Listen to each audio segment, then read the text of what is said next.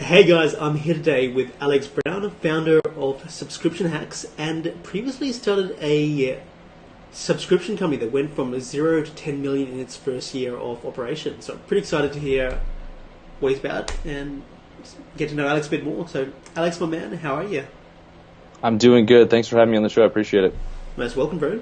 So dude, take us back. Where did you start this journey and how did you get into this business? Well, like most people, I was born. I stole that joke from Terry start. Tate, Office Linebacker. Yeah. That's a good start.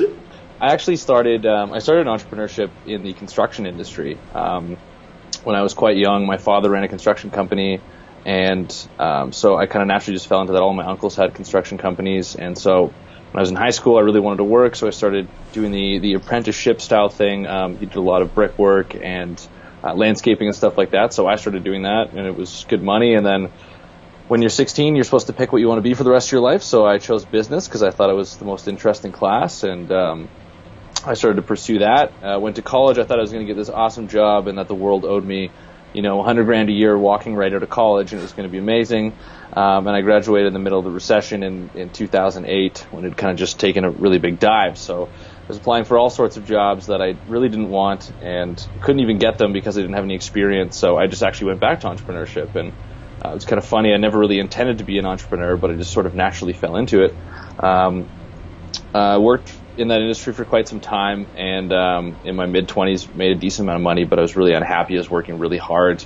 I didn't really see a pathway for me to get a ton of leverage. It was hard to hire people. I just wasn't passionate about it at the end of the day. When you say construction, what do you mean exactly?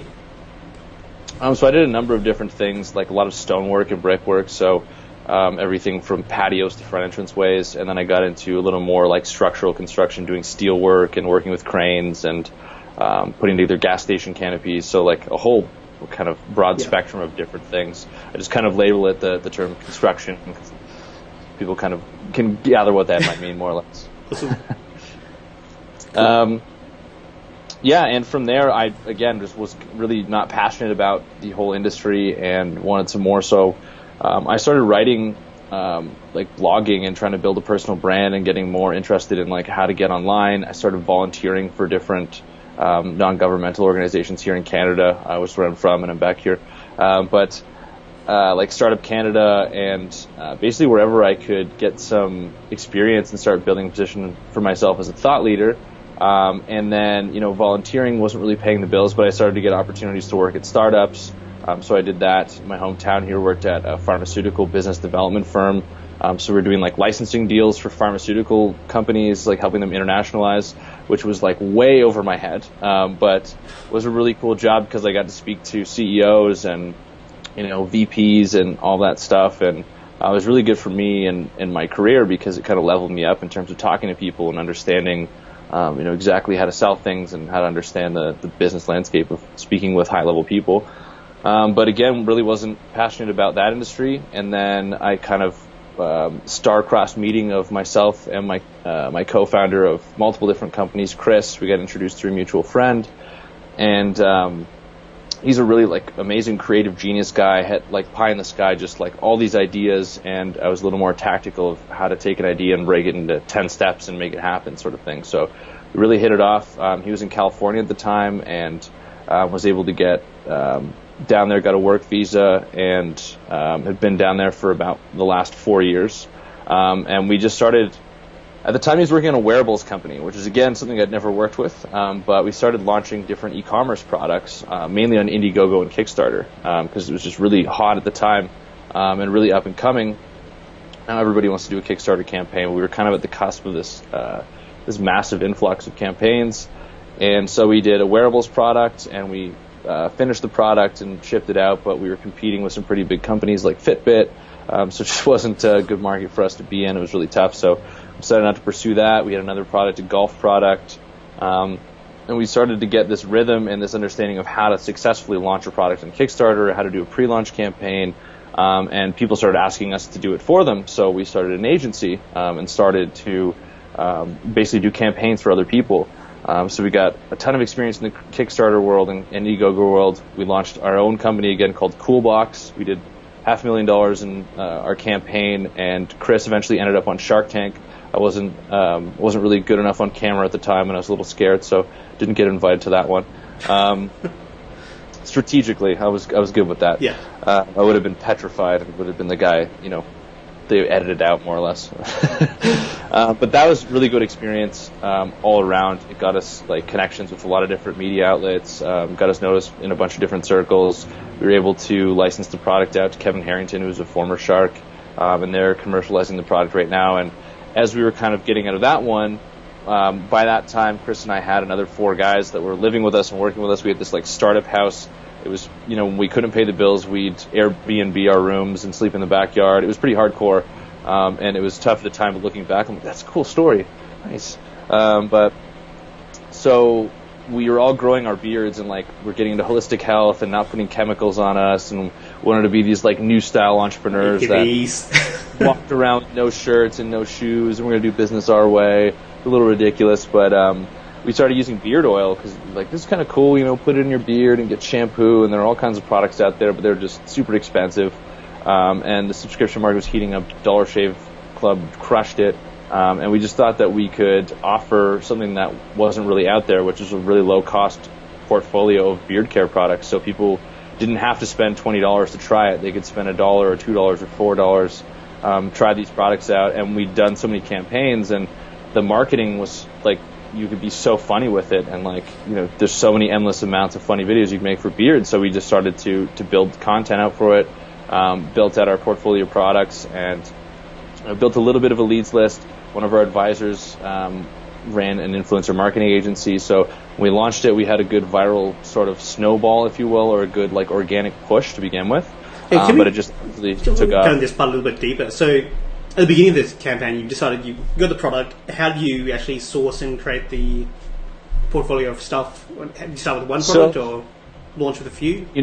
I never thought I would ever rely on my experience in the pharmaceutical industry again, but, there's always a reason, right? I'd worked with multiple contract manufacturers in that position, so I kind of understood, what was involved, and we basically formulated some of these products ourselves. We had help with our friends. But we just started kind of knocking on the doors of all these different contract manufacturers. And, for anyone out there watching, when you haven't launched a business yet, it's really tough because you have no leverage. You kind of have to sell them on this idea of hey, we're going to do this beard club or whatever it is, and we're going to sell all these products, and you should give us this price and this lead time. And so you kind of have to negotiate without having any real leverage and just kind of sell them on the vision, which is still hugely important when you have it. But once your company does launch and you have proven sales, then you can have a little bit more sort of leverage in your corner in that respect. But in the beginning, it was just kind of knocking doors and trying to find the right manufacturer. As happens in every industry, when you're starting out, you need to find the manufacturer that's flexible and sees the vision and wants to grow with you. And they'll kind of work through those growing pains with you. Okay, so do you mind talking us through that kind of deals that you set up with that? So I'm assuming you did somewhat favourable sell with, and do you pre-order the stock, or do you order it after sales? We did it was I think a 40% down payment and then 60% when it was due. So we did have to invest some of the money that we had from our other companies into the business to get started.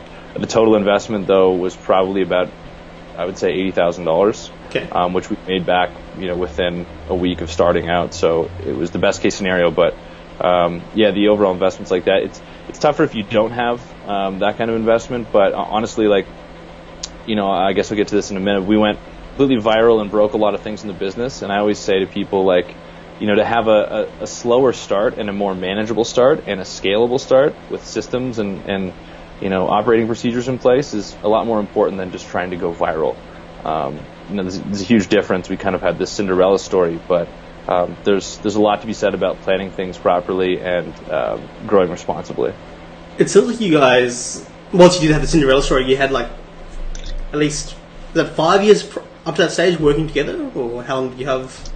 It was about at that point it's about 2.5 years of really grinding it out on these other projects. So that's the other thing. It wasn't an overnight success. We'd had, by all accounts, the wearables company was a failure. I mean, we couldn't pursue it at the end of the day. We never made a dime on it. The agency was really tough. It was just kind of barely paying the bills.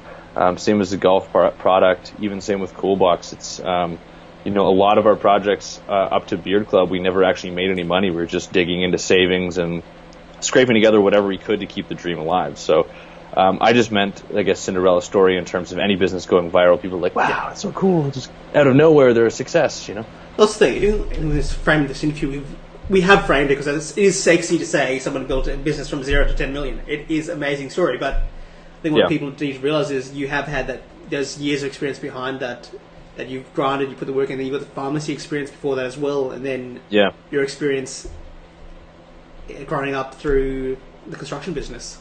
Yeah, it really is just a lot of persistence, and just it keeps going. I mean, I'm excited for new projects and next projects, and I think every entrepreneur kind of has that in them as well. But it's been a hard lesson for me to learn because I'm always eager to get to the finish line, but it really is just a journey and a process. And some days I have to catch myself going, okay, just back it up a step.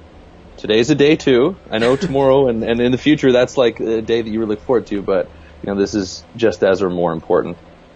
Let's talk a little bit more about that. So we got to the point where you've got your 60-40 split with payments and you've got the product ready to launch. How did you go about launching it? What was your strategy to get to market? So we had run a couple competitions on Facebook. We'd spent a little bit of money building up a following on Facebook. And, excuse me, I had carbonated water. It was a bad thing to do during a podcast. But so we spent a little bit of money building a list, an email list. And for us, it was really easy because people got the concept of Dollar Beard Club. It was really quite an easy sell. But we wanted to have a list of buyers that we could know, like beyond all else, we'd have a little bit of revenue coming in the door that we could cycle that more into ads and stuff. As I mentioned before, some of our advisors that we met when we were doing Coolbox ran an influencer marketing agency. So they owned a lot of influential accounts like @Money, @CEO. The names are Dan Fleischman and Brandon Hampton. You should follow them. They're awesome dudes. Yeah. So they helped us out with their accounts that they owned, and they also got us really good deals on some of their clients who would do it for a reduced rate and stuff. So having that was amazing. So those two things together mixed with, I guess, just pushing it out there and dumping a lot more Facebook traffic as the revenue started coming in initially. That was, I guess, what helped us go viral, and that was like the springboard to kind of get it in as many eyes as possible. So what happened after that is people started writing about it on Reddit and Product Hunt, and those two kind of fed all of the media coverage that we got because it's sort of like, the front page of the internet, and Product Hunt is really popular with journalists and bloggers and stuff like that. So those two really helped. Did you actively do that, or did it just happen? That was all organic. Yeah, that was entirely organic. Awesome. It's really tough to force something on Reddit, and in fact, you can get in a lot of trouble trying to do that because I've seen it happen before. So organic's really the best case scenario. We just happen to get it in front of enough eyeballs that people are like, oh yeah, I saw that. And the first video that we launched was hilarious, and we've launched a number of different videos, and that's been the bread and butter of how we built Dollar Beard Club, and what became the Beard Club was just on the back of people wanting to share what was really a marketing video. Exactly. They loved it. It made them laugh, so they shared it with their friend and had a beard, and it was this sticky kind of club thing, like, hey, you got a beard, I got a beard. It's like a motorcycle wave when two guys driving motorcycles, guys or girls driving motorcycles, go past each other. It's the same kind of thing. Or Jeeps. And now Teslas. I noticed that too. My friend's a Tesla. Oh, good. So really the success of your initial campaign was done on the back of having a really good video and obviously having a product that people like. Yeah, absolutely. What should people know about that? What should people know about videos and... Again, I've kind of circled back to the same thing I said about the business in general. Like, a lot of people have this target of getting this viral video with all these views. I think it's more important that you have a great video that communicates the message that you want to communicate, and that gets seen by the right people. And, you can do a lot with a small budget, especially if you align yourself with the right creative people. And that was our strategy from the beginning. Fortunately, we, like I said, we had the agency, so we'd attracted an amazing crew of talented videographers that we could call on, and we started to bring them onto the business full time and give them equity and hire them as a huge part of our business was creating content. So it doesn't really happen overnight for someone starting from scratch, but you can align yourself with creative people that see your vision, that want to get into building a really cool company, and that you can offer more than just, a couple $100 to. It's like the upside in something that's going to continue to build and grow. And like trying to get a good deal on a contract manufacturer, that comes back to your vision, your ability to pitch that. Now you're at the point now in your life, at this point where we're talking about, where you've got a business that's starting to grow, and it's really the first one you've had that's taken off. That could be a bit confronting for a lot of people. How did you manage that, and how do you grow from there? I mean, there's a ton of personal growth that had to happen, and sometimes it would go to our heads, and we would think we were more invincible, and then we'd make a stupid decision and be like, oh yeah, we still don't know anything yet. We still have a lot to learn. It was absolutely amazing to finally get some traction with that. The business generated a lot of revenue, but we weren't paying ourselves a ton of cash still, and still haven't. We've grown responsibly with very little investment. So our goal the whole time was long term with the business. So, but at the same time, just to finally get something right, it's like, oh man, we can do this. But the more money that you have coming in, the more problems, as a wise man once said. So wise man once said. Yeah. In the words of the philosopher Biggie Smalls. Yeah, is a popular philosopher in Western culture. Yeah, I mean, there was I think that's when the real learning began. Having a business that is high growth and not having any experience in managing a high growth business, you tend to make a lot of mistakes the hard way, and learn a lot of lessons the hard way by making mistakes. But that wisdom carries you forward, and you start to meet more and more of the right people, the right service providers, and get into the right networks that will help you kind of tackle those next problems. But you got to level up pretty quickly, and sometimes it doesn't happen quick enough, and you get slapped in the face. Talk to me a little bit more about the specific problems that you encountered at that stage, if you don't mind. Yeah, I mean, so we started growing incredibly rapidly, and we had to switch fulfillment partners within the first couple months, because the fulfillment partner we started with was a friend of a friend, and we had a great relationship with them, but they couldn't handle the volume we were doing. They didn't have the right technology. So doing that switch, we had to build up inventory in both places and go on the fly while we still had hundreds of live orders coming in the day. It was really stressful. Then we had to backtrack and catch up on a bunch of other orders that the previous company had missed and get all of our stock. We built our website with a couple of our good friends, and they had built it on kind of a custom CRM, and we didn't really have the foresight to know how big this would go, how quickly.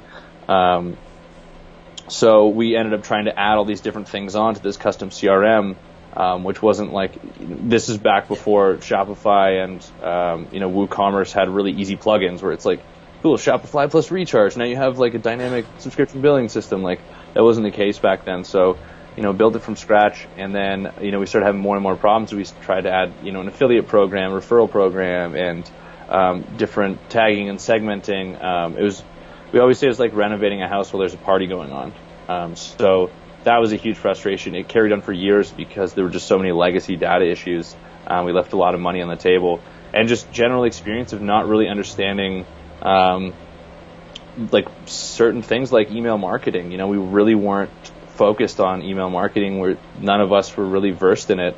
And until we went to a couple different mastermind events and started to see what people were doing without physical products, just having an email list and kind of printing money by having engaged people on an email list, we were like, wow, this is, we need to focus a lot more time on this. So it's kind of I'm sure a lot of people listening can relate. There's so many things going on. You're trying to figure out where's the most important thing I can focus on.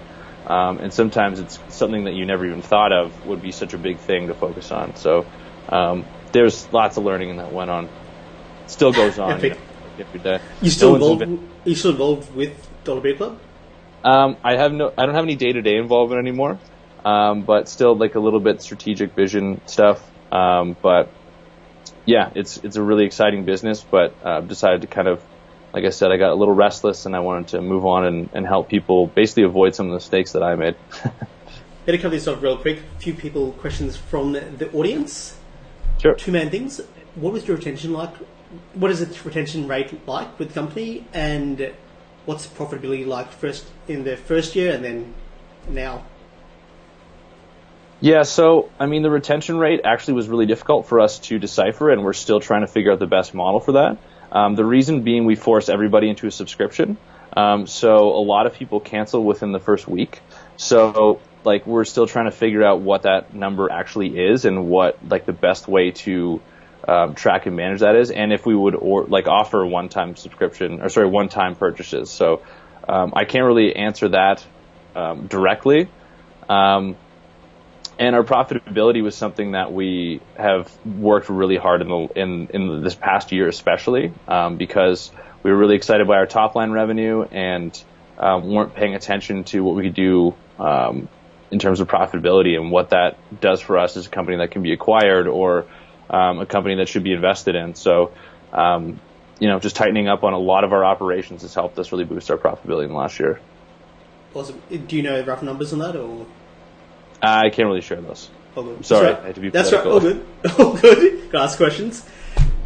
Moving forward, you say you're getting restless. What is it what are you working on? What's next kind of phase and for you? Because you were involved with some cryptos as well, weren't you? Yeah, so I did some advisory work for some crypto companies during their ICOs, and ended up with a lot of connections in that space, and just started working with ShipChain and with AdBank.network. So two different ones that were kind of related, and ended up partnering up in the end for a number of different things. But kind of around that time, I just started to get restless. To be honest, I wasn't giving as much as I should have to the business, and I wasn't as passionate anymore, and I wasn't getting as much from it as I needed. And so Chris and I chatted, my business partner, and I was I've got to go and try something new, and I wasn't sure what that was, started writing an ebook, and I was like, well, maybe I'll work on my personal brand again. That's what I did 10 years ago, and that's what led me to this, and kind of neglected it that whole time. And then in doing that, actually wrote this like massive book on how to grow an e-commerce business like we did, kind of all the lessons like on every area from contract manufacturing to Facebook marketing. And then my friend was like, this is an online course. This isn't an ebook. You can't give this away. This is really valuable and people need to see this. And so I've kind of rehashed it to be an online course with subscription hacks, as you mentioned the first, which actually works for e-commerce companies as well as subscription e-commerce companies. And on top of it, I've been experimenting lately. I just did a soft launch a couple weeks ago, and really experimenting what the best model is for it. There's a lot of different courses out there, and I find that a lot of people don't finish the courses, myself included. I bought a bunch of courses and just got into it. There's a lot of information, kind of go through a bit of it. The statistics are really bad on the people that follow through and complete a course. So I'm trying to turn it into more of an accelerator model where there'll be, weekly calls. There'll be access to myself and other mentors that can help people get unstuck, whether they have a problem figuring out their data and their metrics and analytics, then I can hook them up with somebody that can do that. It was really like the biggest three things that helped me were, the information that I had to learn the hard way, which would be the course, mentoring and meeting some of the people that helped me level up, and then having a community of other entrepreneurs and various groups that I belong to that kind of kept me accountable and picked me up when I was down, more or less. So that's what I'm trying to combine into the new business model, and it's kind of evolving as it goes. It's really fun. I'm letting it become what it needs to be instead of trying to force it into, this is an online course. It's like, let's figure out what the best way to help people is and figure out something that's unique and not just the same thing as what's out there already. I think that's the difference. You've built a business and you've made mistakes. I think it's quite cool to see someone in the training space that has experience behind them before releasing the course. Yeah. I mean, it's what it is direct experience for myself. There's a number of areas that I'm not like a full-fledged expert on. Actually, I don't consider myself an expert. I just done a lot of things and learned a lot of lessons. But there's certain areas that I got help from people that really are experts in that, whether it's product development, email marketing. So I have like copywriters that have helped me out with different parts of the course. So I've been able to call on that network of people and like, hey, let's make something that's really cool. It's a bit tough though, because there's so much information involved in launching and scaling and building an e-commerce business. There's so many different areas. My challenge as well is to try and make it you can't make it relevant for absolutely everyone, but to try and make it really useful and tactical so that someone's like, I need help in these three areas, they can go access that. But make sure when people come in, they don't get overwhelmed, because there's just so much in there. that they don't go like, oh, I'll never get all this. It's like, okay, well, that's why I like to actually, talk to people as they come in and just be like, hey, like, where's your business at? Cool. You should focus here, here, and here, and that'll help you get to this next level. And you don't go from chapter 1 to 10. You have to go 2, 3, 4, 5. Is it currently launched, or is it more in the pre-launch stage at the moment? It's launched, yeah, it's live. I just haven't really promoted it extensively. Okay, so obviously a lot of people that are listening here are curious to know how it works and how they can get started themselves if it's a good fit. Yeah, for sure. What's the best way for them to do that? So basically you can go to subscriptionhacks.com. We've got some more information on the website there. And we've got an ebook that I send out that basically kind of has like the 10 different areas of the course. And I call it an accelerator program. So the 10 different areas, and it kind of like explains a little bit of each, and then a video that goes a little deeper into that.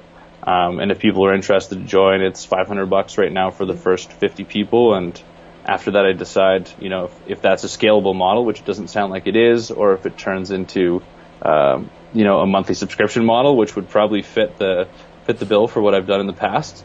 But again, the pricing model is kind of like benchmarked against what's out there, and then like how much value am I giving, and basically using these first 50 people that come into it to get the valuable feedback that I need in order to transform it into the program it needs to be.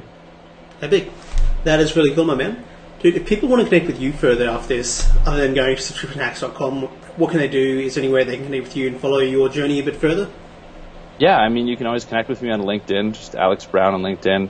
And yeah, if you want, shoot me an email, info@subscriptionhacks.com, and try and respond to everybody that messages me. So I'm like one of those people that makes sure the email inbox is on 0 all the time. I can't do like the 1,000 like some of my friends. It's got to be on 0. So I'm on like 33 at the moment. It's driving me insane. Just something above 0. Yeah, I mean, I used to like. It drove me nuts. My business partner Chris would have like a couple hundred. I'd say, dude, how do you live? Like his iMessage was just blowing up. Like, oh, answer people, talk to people. So yeah, if anyone has any questions, if I can help out, just let me know. So that's another good side point. When you started to connect with mentors early on in your own career, how did you do it? What is your kind of approach? Because you've built an amazing network. Yeah, I mean, that's a really good question. I mean, I've just kind of fallen into mentorship because I've gone to different events and been in different places at different times and just been like, sort of genuinely me and not necessarily asking for help. And, I have from time to time asked for help, but like, I guess just kind of like saying, hey, this is what I'm doing. These are my challenges. And some people actually like, you can get mentors that are younger than you. And, I always pictured a mentor as someone that was older than me, but I tend to get mentored a lot by my peers and my friends. So I wouldn't necessarily say finding like mentors is as important as finding friends that are doing cool stuff and you can learn together. It has been in my experience. But yeah, I've got great mentors just through that approach and making friends with people that are way smarter than me somehow. I mean, somehow I make friends. I don't mean somehow they're smarter than me. Well, I think that's the thing. If you're just curious, that's pretty much how we connect. I liked what you guys were doing, so we connected a year or so back now. Longer. It's been a while, yeah. And we were going to do this like a while ago, but I think it was just a timing thing. And this time thing. The universe has brought us together finally. Perfect. Anyways, guys, I think I'll better let Alex go. Hope you guys all enjoyed this interview. If you do want to connect with him, go to subscriptionhacks.com or to connect with him on LinkedIn or his email, which is info@subscriptionhacks.com. Anyways, guys, we'll see you on the next episode.